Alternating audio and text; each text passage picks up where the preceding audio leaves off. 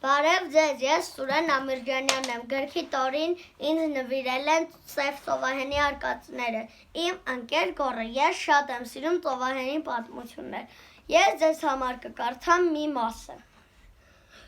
ծովահենները և կորսանները, ծովահենները ծովի ավազակներն էին, որոնք թալանում էին նավերը, իսկ կարսոնները նավերի կապիտաններն էին, որոնք ունեին արքայի լիազորությունը և հարձակվում էին միայն թշնամու նավերի վրա, իրենց վերացնելով ավարի մի մասը 17-րդ դարում Իսպանիային շատ գաղութներ ուներ Կենտրոնական Ամերիկայում, Կարիբյան ծովի տարածքում։ Վերջ, այսքանը։